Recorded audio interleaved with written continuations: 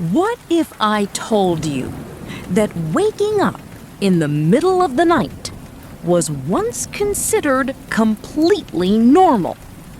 Not a sign of stress, not insomnia, not something to fear. For hundreds of years, across much of medieval Europe, millions of ordinary people expected to wake after a few hours of sleep. To them, the night was not one long stretch of unconsciousness. It was divided into two peaceful chapters. Tonight, we will travel back nearly 1,000 years to a world without electricity, without glowing screens, without streetlights illuminating the darkness.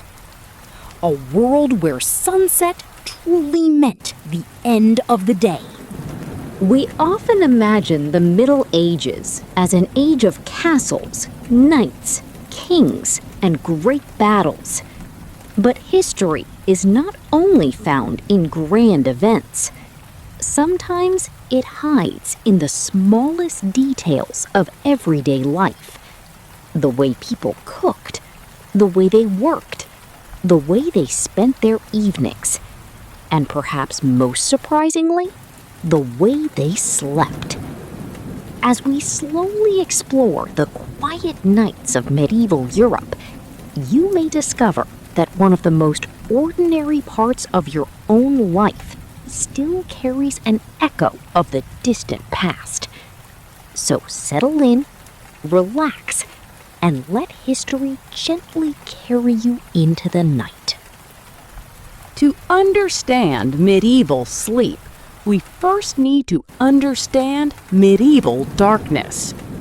Today, darkness is surprisingly rare. Even after sunset, cities remain bright. Streetlights line the roads. Cars pass by with glowing headlights. Homes shine with electric lamps. Phones, televisions, and computer screens continue to fill our evenings with light. The medieval world looked nothing like this. When the sun disappeared below the horizon, daylight vanished with it. Only the moon, the stars, a fireplace, or a small candle pushed back the darkness. For most families, candles were expensive. They could not afford to burn them for hours simply because they wanted to stay awake. Instead, evening naturally became a time of slowing down. Farmers returned from the fields. Animals were fed and secured for the night. Simple meals were shared around the fire. Children grew sleepy. Conversations became quieter as the room slowly darkened. Outside, villages became almost silent. The sound of busy marketplaces disappeared. Only an occasional dog barked in the distance. A horse shifted inside a stable. The wind whispered through trees. Somewhere nearby, an owl called into the darkness. Without modern entertainment, there was little reason to remain awake for long. Most people climbed into bed only a short time after sunset. But their beds were not always comfortable. Many families slept on straw-filled mattresses laid upon wooden frames. Others slept on simple piles of blankets. In poorer homes, several family members often shared the same sleeping space to stay warm during cold nights. Bedrooms themselves were very different from ours. Many homes consisted of only 1 or 2 rooms. Privacy was rare. Parents, children, and sometimes even servants slept close together. The warmth of shared bodies helped fight the cold that entered through poorly sealed walls and small windows. As the fire slowly burned lower, the house became quiet. Eventually, everyone drifted into sleep. But this was only the beginning of the night. For roughly 3 or 4 hours, they experienced what many historical documents later described as the first sleep. This was deep, peaceful rest. Then, something happened that surprises many people today. Without alarm clocks, without anyone calling their name, without panic, people simply woke up. Naturally. Their eyes opened. The house remained silent. The fire glowed softly beneath a layer of ash. Outside, the village was still asleep beneath the stars. No one rushed to fall asleep again, because waking now was expected. It was simply another part of the night. Modern readers often imagine this would have felt frustrating, but medieval people did not describe it that way. For them, this quiet awakening belonged to the normal rhythm of life. These peaceful hours between first sleep and second sleep formed one of the calmest moments of the entire day. Historians have found references to this period in household records, personal letters, medical texts, poems, and religious writings. People often referred to it as the watch. It was neither fully night nor truly morning. It was a quiet pause between 2 periods of rest. Imagine stepping outside during these hours. The village would look completely different from anything we know today. No glowing shop signs, no passing traffic, no airplanes crossing the sky.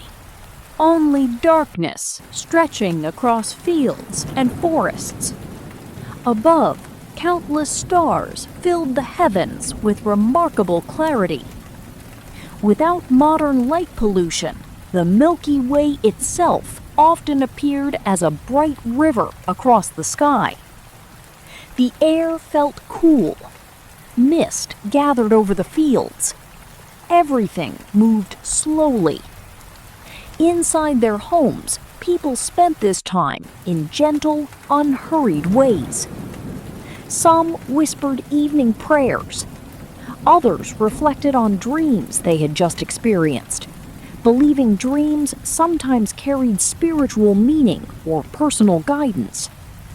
Some simply sat beside the fading fire, enjoying a rare moment of complete silence. A few people quietly added another piece of wood to the fireplace before returning to bed. In wealthier households, someone might read by candlelight for a short while. Monasteries followed their own nighttime routines, with monks waking during the night for scheduled prayers before resting again. In farming communities, families sometimes spoke softly together without the distractions of daytime work. The conversations were often simple: plans for tomorrow, memories of relatives, stories passed from one generation to another. No one hurried. There was nowhere else to be. The night itself encouraged patience. Some historical accounts even describe neighbors occasionally visiting one another during these quiet hours, especially in small villages where trust was strong and distances were short. To modern ears, this sounds almost unbelievable. Today, waking at 2 or 3 in the morning often brings anxiety. People check the clock. They worry about getting enough sleep before work. They reach for a phone. But medieval people experienced something very different. The middle of the night was not an interruption. It was part of the design of the night itself. Only after an hour, or sometimes 2, did tiredness gently return. without forcing it, without counting the minutes, without worrying about tomorrow. People climbed back beneath their blankets. The fire had grown dim. The village remained silent. And slowly, they entered their second sleep. As the quiet hours slowly came to an end, a familiar feeling returned. Sleepiness. There was no clock to announce the time, no alarm waiting beside the bed, no glowing numbers on a bedside table. People simply listened to their bodies. When their eyes became heavy once again, they returned to bed. This was known as the second sleep. To modern readers, that phrase may sound unusual, but for medieval people, it required no explanation at all. Everyone understood what it meant. The second sleep was just as ordinary as the first. Once tucked beneath wool blankets or rough linen sheets, families settled back into silence. Outside, the night continued its slow journey toward dawn. The stars drifted across the sky. The moon changed its position. A gentle breeze moved through the trees. Occasionally, rain tapped softly against wooden roofs. Inside, only the quiet crackling of the fireplace disturbed the silence. Then, sleep returned. For several more hours, people rested peacefully until the first signs of morning appeared. Long before clocks ruled daily life, nature determined the beginning of each new day. Roosters crowed. Birds began singing. A faint blue light slowly spread across the horizon. The darkness retreated. Another day had begun. Farmers prepared their tools. Women lit the morning fire. Children slowly awoke. Animals waited to be fed. Life started again, following the same rhythm it had followed for generations. This pattern, first sleep, quiet wakefulness, and second sleep, was so familiar that it appeared throughout medieval life.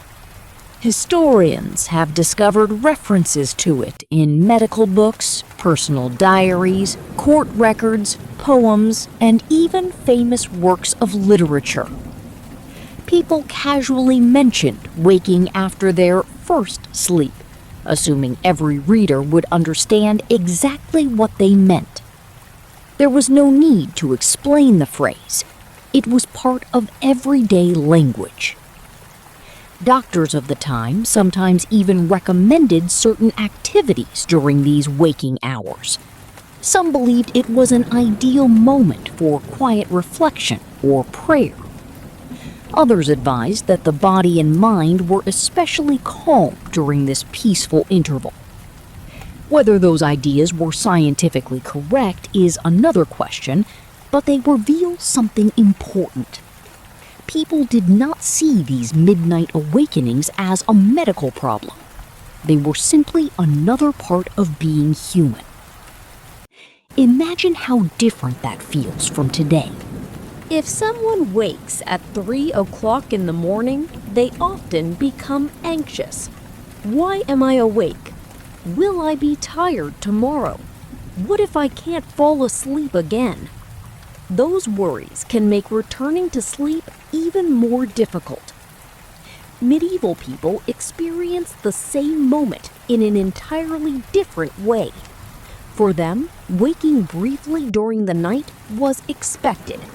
There was no fear, no frustration, only patience. Eventually, sleep returned on its own. Night after night, year after year, generation after generation.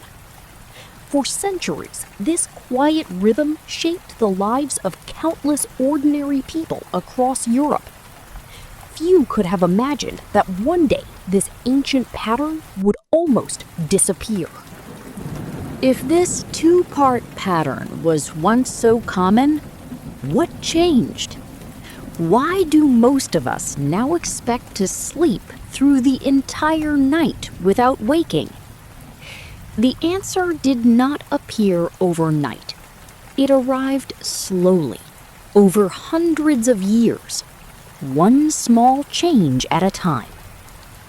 The first great transformation was light.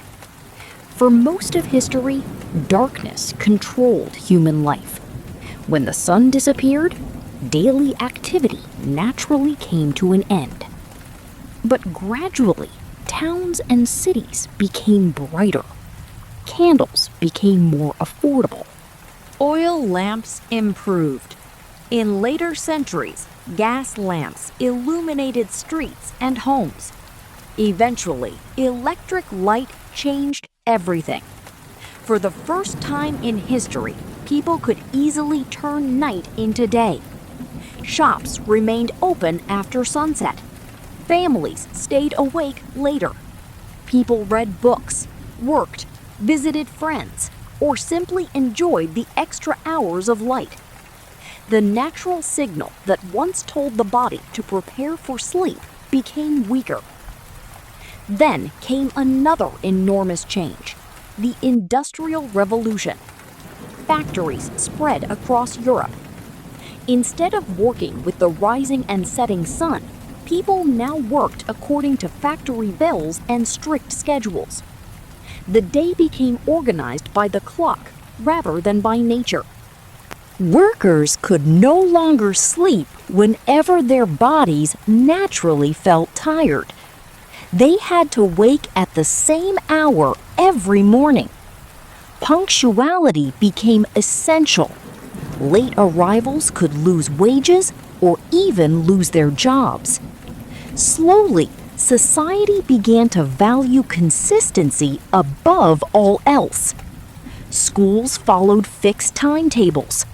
Businesses opened and closed at precise hours. Railways ran according to carefully planned schedules. Entire nations began living by the clock. As evenings grew longer and mornings became more structured, people started delaying bedtime. Instead of sleeping shortly after sunset, many stayed awake for several extra hours. That change shortened the night. There was simply less time available for two separate periods of sleep. Gradually, the quiet waking period between first and second sleep began to disappear. Not because human biology suddenly changed, but because everyday life changed around it. Generation after generation adapted to this new rhythm. Children grew up expecting one continuous night's sleep. Parents passed that expectation to their own children. Eventually, the older pattern faded from everyday memory. By the 19th and 20th centuries, many people no longer realized that their ancestors had once slept in a completely different way. What had once been ordinary became almost forgotten. Today, if someone wakes during the night, they may immediately wonder whether something is wrong. Yet for much of history, that exact experience would have seemed perfectly normal.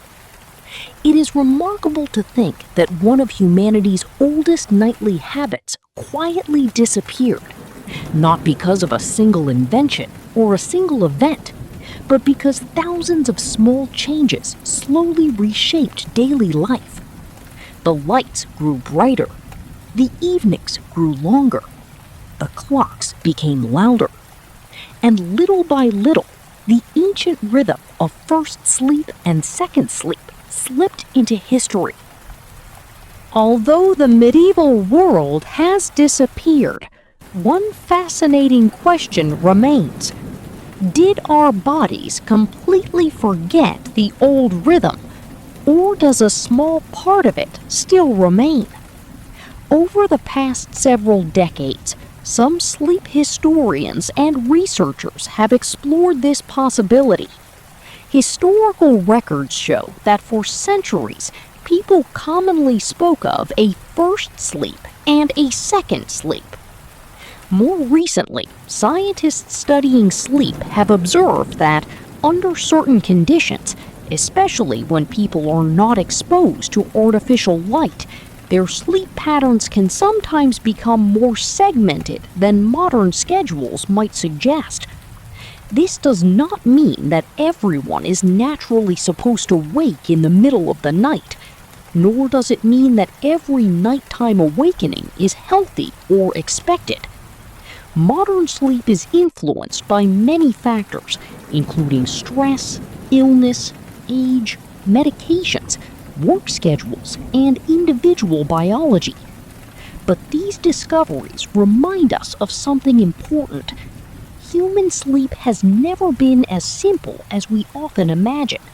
It has changed throughout history. It has adapted to different environments, and it continues to adapt today. Perhaps that is one reason why sleep remains such a fascinating mystery. Every night, as we close our eyes, our brains begin a carefully organized journey through different stages of rest. Dreams appear. Memories are strengthened. The body repairs itself.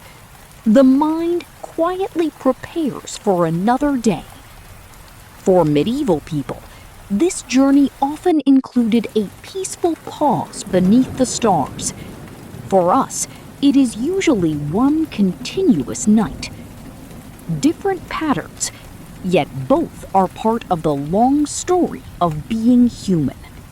So if you occasionally wake at 3 in the morning, there is no reason to immediately assume the worst.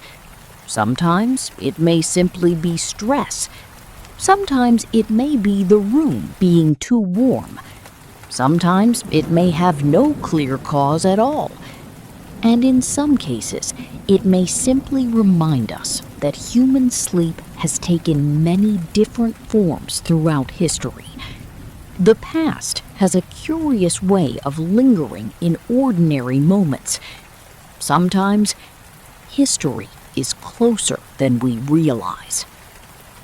When we think about the Middle Ages, we often picture towering castles, brave knights, ancient churches, or fierce battles that changed kingdoms.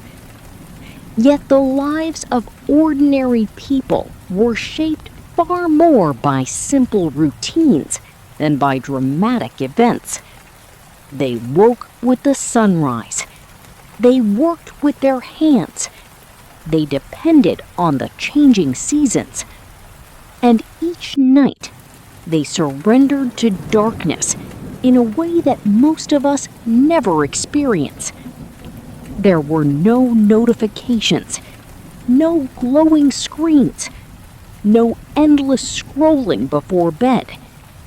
Only silence, only candlelight, only the gentle rhythm of nature.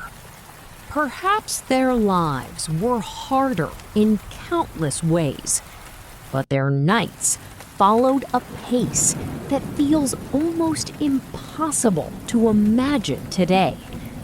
A slower rhythm, a quieter rhythm, one that has nearly vanished from the modern world. Their story reminds us that even something as ordinary as sleep has a history. It changes, it evolves, and sometimes it quietly disappears without us ever noticing. The next time you lie awake for a few peaceful moments in the middle of the night, imagine us. History is not only written in great wars or remembered through powerful kings.